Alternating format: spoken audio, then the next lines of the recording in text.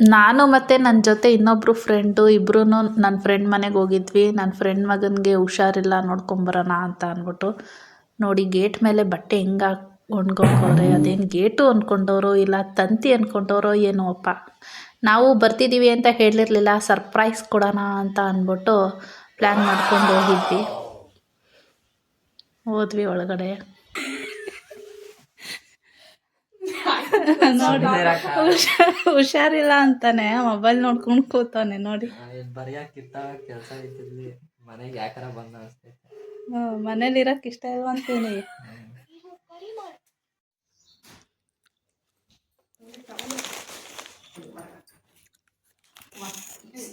ಇದು ಸ್ನಾನ ಮಾಡಲಿಲ್ಲ ಅಂದ್ರೆ ಚಳಿ ಚಳಿ ಚಳಿ ಆಗುತ್ತೆ. ಸ್ನಾನ ಮಾಡಿದ್ರೆ ಹಿಂಗೆ ಬೇಕು ಅಂತಾನೆ ಗೊತ್ತಾಗ್ತಿಲ್ಲ.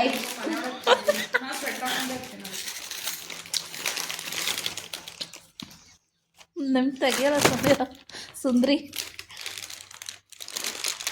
ಫ್ರೆಂಡ್ಸ್ ನೋಡಿ, ನನ್ನ ಫ್ರೆಂಡು ಮಗನಿಗೆ ಚಿಕನ್ ಮಟನ್ ಮಾಡ್ಕೊಡೋಣ ಅಂದಲೆ ಸೊಪ್ಪು ತಿನ್ನಿಸ್ತಾವ.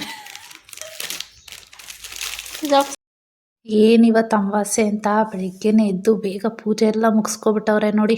ಆಹಾ, ಇಂಥ ಒಳ್ಳೆ ಬುದ್ಧಿ. ನೋಡ್ಕೊಳ್ಳಿ ಫ್ರೆಂಡ್ಸ್, ಇದು ಈರುಳ್ಳಿ ಕಟ್ ಮಾಡುವ ವಿಧಾನ.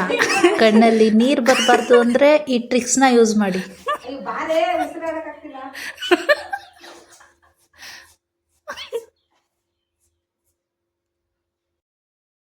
ಅಡುಗೆ ಅಂತೂ 5 ನಿಮಿಷದಲ್ಲಿ ಮಾಡಿಬಿಟ್ರಪ್ಪ ನನ್ನ ಫ್ರೆಂಡು. ಅದು ಯಾವ ಥರ ಮಾಡ್ತಾರೆ, ಅದೇನು ಟ್ರಿಕ್ಸು ಅಂತಲೇ ಗೊತ್ತಿಲ್ಲ ನನಗೆ.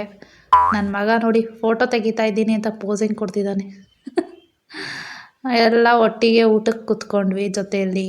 ಸಖತ್ತಾಗಿತ್ತು ಊಟ ಅಂತೂ. ಹಿಂಗೆ ಸ್ವಲ್ಪ ತಟ್ಟೆ ಹೊಡ್ಕೊಂಡು ಆಮೇಲೆ ಮನೆ ಕಡೆ ಪಯಣ ಬೆಳೆಸಿದ್ವಿ. ಈ ವಿಡಿಯೋ ನಿಮ್ಗೆ ಇಷ್ಟ ಆಗಿದ್ರೆ ಲೈಕ್ ಕೊಟ್ಟು ಶೇರ್ ಮಾಡಿ ಸಪೋರ್ಟ್ ಮಾಡಿ. Thank you.